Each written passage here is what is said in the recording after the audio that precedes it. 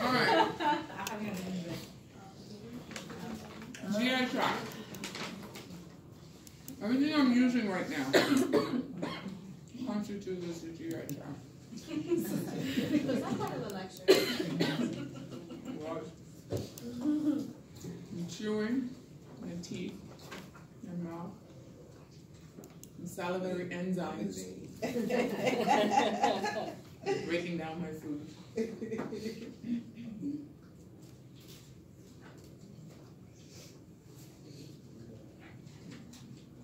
Esophagus, going through, get to your stomach. Small intestines, that's going to chime it up. Put it into the ceca. Put it into the large intestines. It's not good. To prepare it to go into the rectum and then the anus.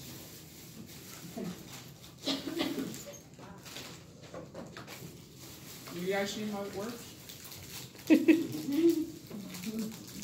Accessory, the liver, breaks down proteins, carbohydrates, gallbladder, bilirubin, bile, stored in the gallbladder, pancreas, exocrine functions, pancreatic enzymes, break down carbohydrates, fats, and proteins.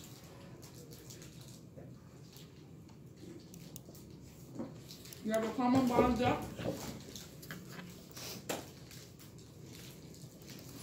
That actually bridges your pancreas and the gallbladder. If you have a gallstone that obstructs it, you can end up with an acute pancreatitis, or the bile will back up into the pancreas.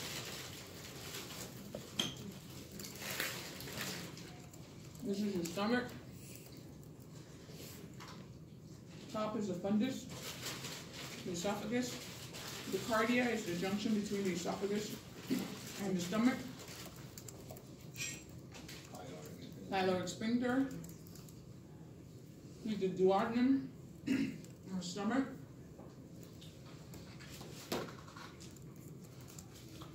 And all those carbohydrates. All right.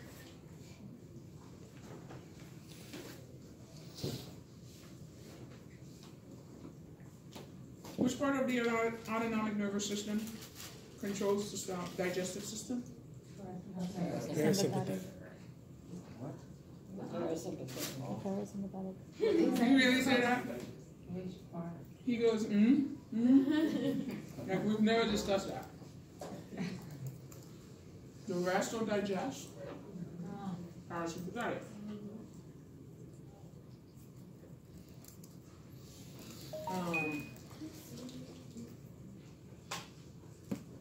Trust me, I'm almost done, I promise.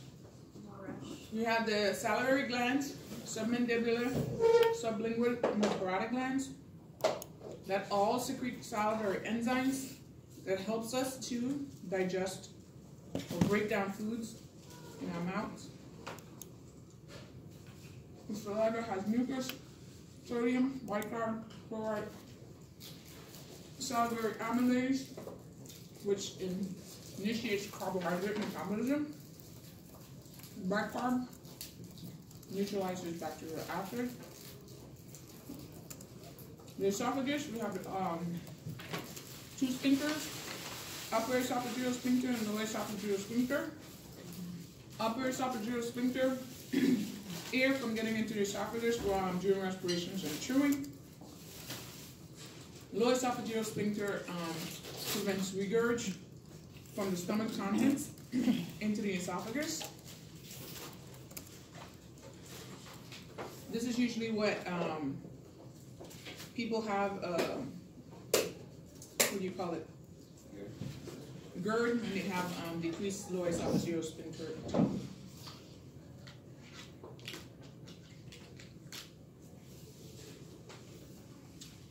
Swallowing, as simple as it seems, is a very detailed collaboration between the pharynx, the epiglottis, and the brain. The brainstem to be exact, and the cerebellum.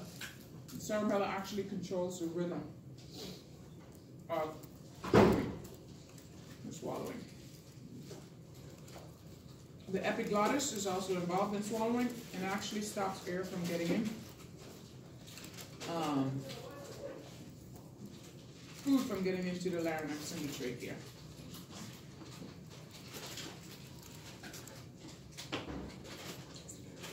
The stomach, the vagus nerve, innervates the stomach. We just looked at that. Stomach, very acidic. The parietal cells of the stomach produces hydrochloric acid. Hydrochloric acid is what breaks down food in the stomach. Most meds are not absorbed in the stomach. Most foods are not absorbed in the stomach because it's just so acidic. Alcohol is, that's why it kills us. Aspirin is because it's very acidic. Okay. Gastrin and motilin increases its peristalsis of the stomach, and the vagus nerves stimulates the secretion of gastric stimulates gastric secretions. You have intrinsic factor, which actually facilitates absorption of vitamin B12. Gastropharynx in the small intestines, it absorbs iron. You have the parietal cells and the chief cells. The parietal cells actually secrete hydrochloric acid. Intrinsic factor. If you don't have parietal cells, you don't have intrinsic factor. You can't absorb B12. The chief cells of pepsinogen, which actually is a metabolizer or is a precursor for pepsin, which aids in protein breakdown. Pyloric gland releases gastrin from the G cells, and the enterochromaffin cells secrete histamine. D cells secrete somatostatin, which reduces the decrease. Sorry. Very important that you know these cells and you know what they secrete. We'll talk about diseases of them soon. The small intestines, made up of the duodenum, jejunum, and ileum. Your duodenum ends at the ligament of Treich, where the jejunum starts, and the ileum actually connects the cecum and the ileum together with the small intestines and the large intestines. The peritoneum is the serous cavity that surrounds the organs of the pelvis or the abdomen. It is very sterile in that area. Okay, that's why when we have appendicitis or we have an appendix rupture, or any type of rupture of the abdominal organs, we can actually end up with a really bad infection. Because remember, we have bacteria in our gut, but it's in the intestines. Okay? The peritoneum itself, the peritoneal cavity itself is sterile. Everything else is dirty. Gut has the bacteria in it, but it's not in the peritoneal cavity. It's just in the intestines. Major digestive enzymes, which actually comes from the, it's produced in different areas. Salivary amylase, pancreatic amylase, and maltase. These all help to break down carbohydrates.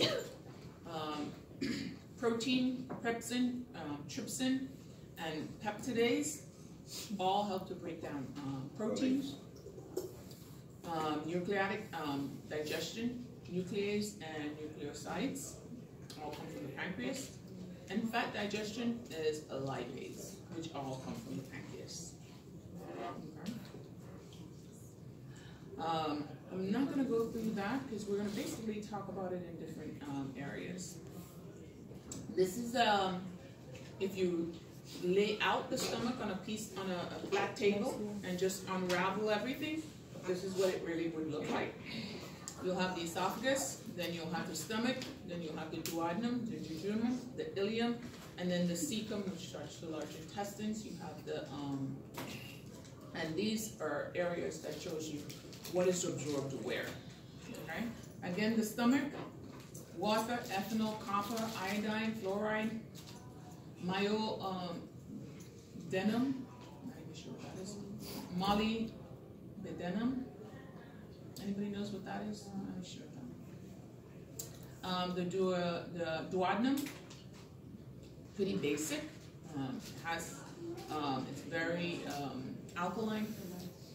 Calcium, phosphorus, magnesium, iron, copper, selenium, thiamine, carbon, niacin, biotin, folate, vitamin A, D, E, and K. So most of our nutrients is absorbed there. Thiamine, riboflavin, niacin, all those also in the jejunum. Lipids, monosaccharides, the jejunum. Vitamin C, B12, D, E, and K. K and magnesium, ileum. The large intestines is just water. Remember that you also need E. coli to synthesize vitamin K. If you don't have E. coli, which is your body's normal intestinal flora, you can't synthesize vitamin K. Okay, that's why you can have lots of bleeding if you have a patient who has sepsis, and you have them on a whole lot of antibiotics. If you put them in a whole lot of antibiotics, you can actually knock out their normal flora. If you knock out their normal flora, you can actually decrease their ability to make vitamin K. Okay. Biosalts, salts, and acids in the ileum. You have sodium chloride and potassium, large intestines also absorbed there. The large intestines, you have the colon, you have the ileocecal valve, which is the between the ileum and the cecum, and then you have the O'Brien sphincter, which is between the sigmoid and the rectum. Okay. This is what the large intestines look like. This is your ileocecal valve here. This is your cecum here. This is your appendix. I'm convinced that sometime in the near future, somebody's going to figure out what the appendix is for. And all of us who don't have it will regret not having it. At the moment, it is a nuisance, and most of us don't like it. They say it's like just a reserve for like gut flora. That's what they say, but they have no idea. But have you seen, this thing almost killed me. Do you know how many people have had a ruptured appendix? Yeah. Mm-hmm. Yeah, yeah. I've had one. We've had one. Yeah, they're horrible. I had an open belly for 2 weeks. They could not close my belly. I was so infected. Oh my gosh. I thought I was going to die. Are you serious? Yeah. 2 weeks. Tube in your throat. Huh? The what? Intubated too.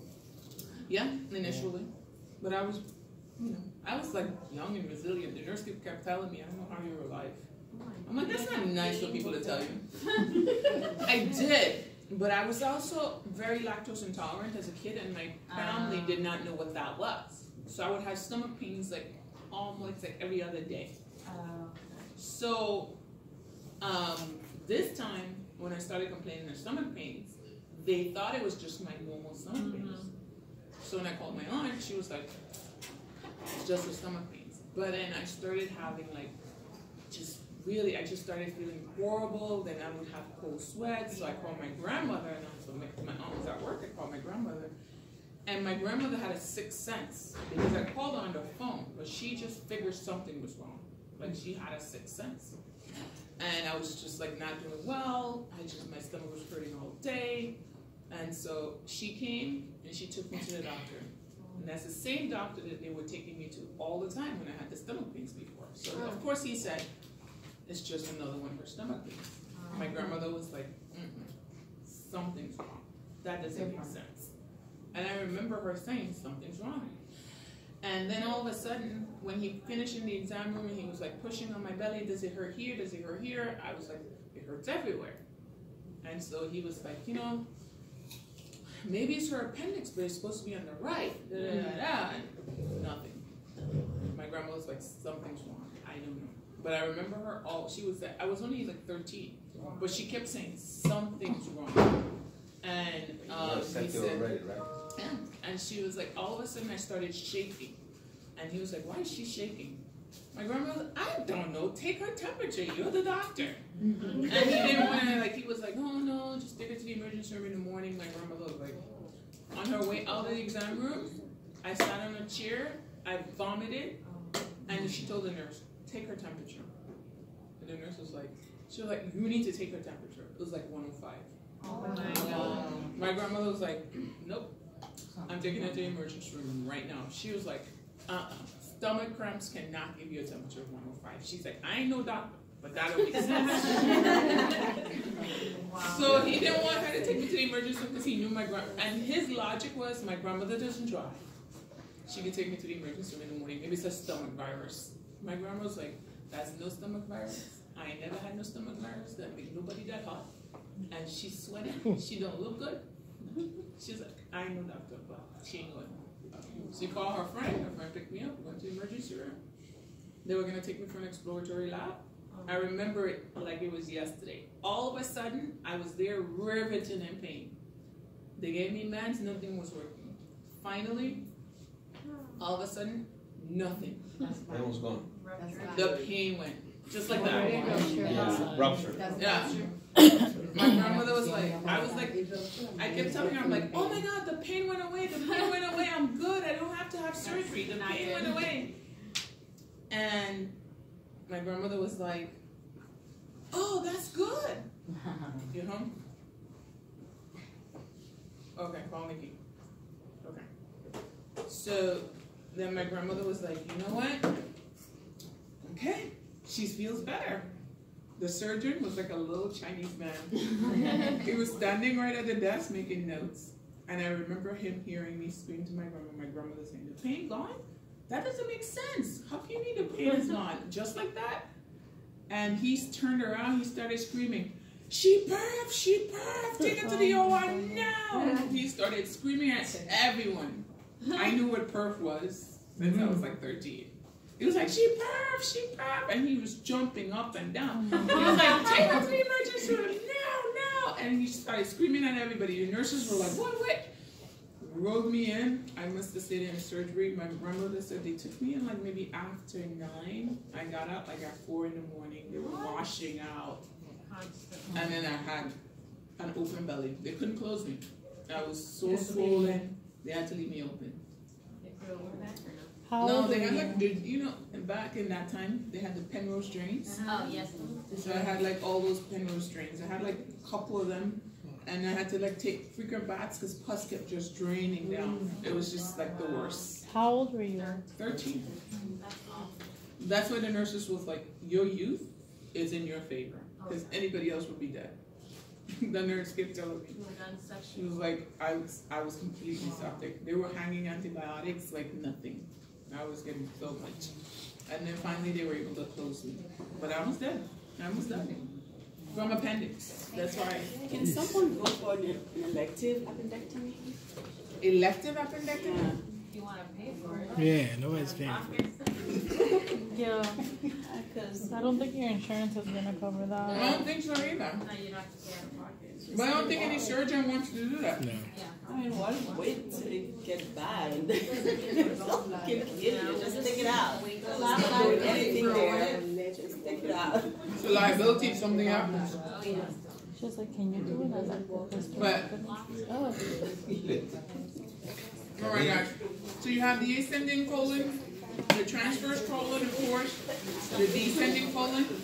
And usually, where do you find diverticulous pouches? Descending colon. Okay? So, intestinal bacteria, remember we need our normal flora. Our intestines have normal bacteria that actually keep us alive. We have to, when we take a lot of antibiotics, we kill that, puts it at risk for different infectious processes. What specific structures enhance the absorptive function of the small intestines? Microvilli. Okay, a little bit. Microvilli. Microvilli, circular. Microvilli. Okay. Yeah, circular. The liver have a bigger right lobe and smaller left lobe. Gallbladder is right between. Hepatocytes are liver cells, of course. Secrete electrolytes, leptin, lipids, bile acids, and cholesterol. Lipocytes, which store lipids. Sinusoids are almost like small capillaries. Like these are the bleeding parts. Blood from the hepatic artery and veins flows into the central vein in the liver from here. Portal circulation. We have inferior vena cava, hepatic portal veins, duodenum. Remember, our liver gets a lot of blood from our circulation. It goes through the liver. The liver is like basically almost like our garbage disposal, kind of, sort of. You want to think about it that way. Kind of cleans us out. Kind of keeps us clean, I should say. Bile secrete by the liver to aid in intestinal digestion. If we bile is stored in the gallbladder, the ampulla of Vata is a union common bile duct and the pancreatic duct. Usually this is what is obstructed with a hepatopancreatitis. You have the duodenal papilla, which is the opening of the duodenum for the ampulla of Vata, and it's actually surrounded by the sphincter of Oddi, which contracts and dilates in response to oral intake. Usually about 30 minutes after we eat, it actually dilates to allow bile to go into the duodenum so that we can actually digest food. Okay. Functions of the liver: bile secretion, enterohepatic circulation, metabolism of bilirubin. Remember, bilirubin is the byproduct of red blood cell breakdown. It breaks down into heme and globulin. Globulin is the protein that is actually metabolized further into amino acids, and actually can go back into the body to actually make cells. And then the heme part actually has the iron, which actually is recycled. And then the other part is made into bilirubin, which actually at the level of the liver with glycuronic acid is conjugated. And then further, it's actually made into urobilic in the kidneys to actually help you to excrete bilirubin in your urine. And bilirubin is actually what gives your urine that yellow color. Okay. Some of that urobilic is also excreted in the stool, and that's what gives that stool that yellow color. The liver also stores vitamins and minerals. Okay. Bile is bitter. You ever taste it? Bile salts conjugated to bile acids, and they're required for intestinal emulsification and absorption of fats. Recycling of bile salts is essential for emulsification of fats in the small intestines. Remember, the union of the common bile duct and the pancreatic duct is at the papilla or ampulla of Vata.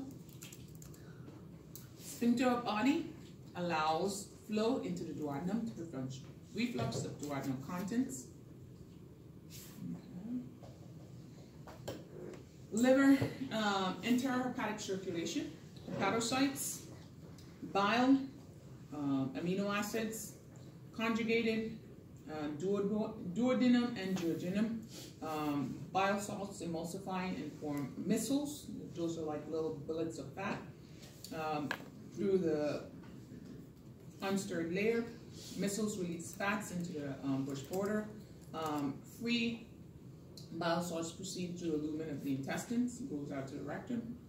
Gallbladder actually stores bile. Hepatoportal system, 65% to 85% of bile salts. Secondary bile salts into the circulation, which of course helps with protein binding and transport to the liver. What is the role of liver in protein metabolism?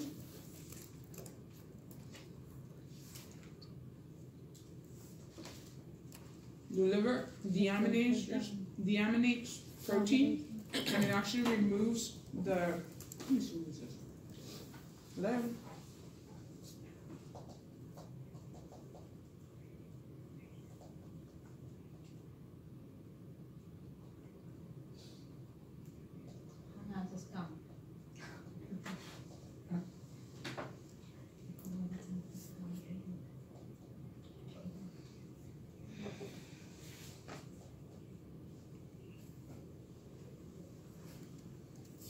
Oh wow.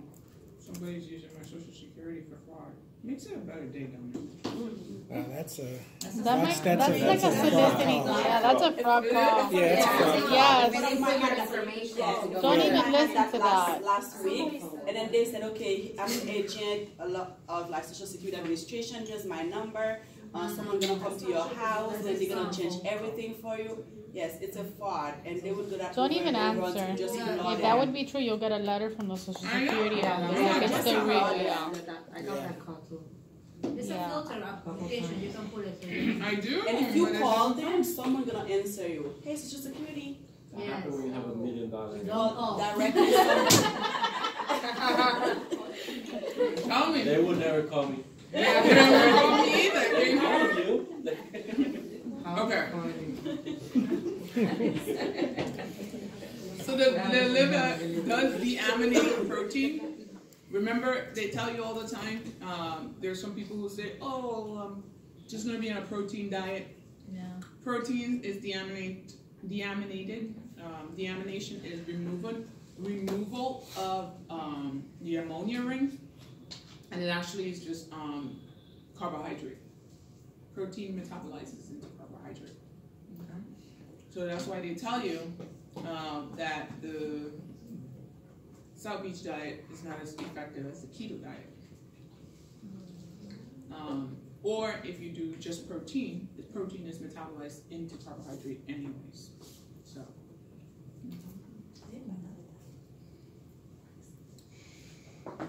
Yes, they do. Metabolism of bilirubin. We talked about this already. Age, red blood cell destruction. Conjugated bili. Remember, unconjugated is in the plasma. Conjugated is in the unconjugated is in the plasma. Conjugated is where? Liver. Liver. Okay. Glucuronic acid in the liver conjugates bilirubin. Urobili in the ileum and the colon conjugated to bilirubin is deconjugated by bacteria and converted. Gives urine its yellow color. If you look at this, it will go and tell you the same thing we talked about. Remember, if it's occurring above, if it's unconjugated, if you have elevated unconjugated bilirubin, think of heart disease. Think that something is ischeming the liver. Okay. Jaundice is caused by?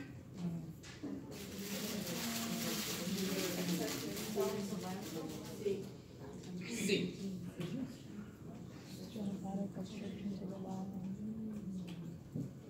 The gallbladder, we talked about it, actually stores bile, up to 90 mLs of bile, contracts 30 minutes after you eat, the sphincter of Oddi relaxes, bile flows into the duodenum so that we can actually digest food. Cholecystokin is a hormone secreted by the cells in the duodenum, stimulates release of bile into the intestines, and it actually secretion of the pancreatic enzymes. What plasma chemistry levels are useful in analyzing liver function? AST, ALT, these are all amino acids that are byproduct of liver metabolism. Total liver. What's the purpose of the pancreas? Glucose and insulin. So pancreatic enzymes. I remember saying that it has an endocrine function and an exocrine function. Yes. What's the endocrine function? Release of pancreatic enzymes. Secretes alkaline solution. Remember, most of your bicarbonate comes from the pancreas. That fluid, that pancreatic juices, is very bicarbonate heavy. Very bicarbonate rich. Okay? If it's clogged up, you lose a lot of our bicarbonate circulation. The exocrine pancreas secretes a alkaline solution, an enzyme trypsin. Chymotrypsin. Trypsin is involved in protein metabolism. Chymotrypsin also, carboxylase, B-amylase, and lipase that all digest carbohydrates, proteins, and fats. Okay. If you notice, I have said ampulla of Vata like 5 different times. So if that's not on your test, something's wrong. What is the ampulla of Vata? That's not on your final, then that's a miracle. Okay. Secretions: pancreas, sodium bicarb, magnesium, calcium, and chloride. Okay. Hypocalcemia in pancreatitis is a bad sign. Decreased bicarbonate or acidosis is a bad sign because the pancreas secretes sodium bicarb, magnesium, calcium, potassium, and chloride. Enzyme trypsinogen, chymotrypsin, sinogen, and procarboxypeptidase are protective. Trypsin inhibitor is actually secreted so that you can prohibit trypsin or trypsinogen from actually auto-digesting the pancreas. That's usually what's happening in a pancreatitis. Is usually the pancreatic enzymes are auto-digesting the pancreas. Okay, especially if you have a blockage, you can have auto-digestion of the pancreas from these pancreatic enzymes. Okay. Enzymes: trypsinogen, chymotrypsin, and procarboxypeptidase. It activates protease, activates enterokinase. Trypsinogen inhibitor actually, again, prevents the pancreas from eating itself, which occurs with pancreatic disease. Pancreatic amylase, again, carbohydrate metabolism, whether it's in the pancreas or it's in the saliva, amylase helps digest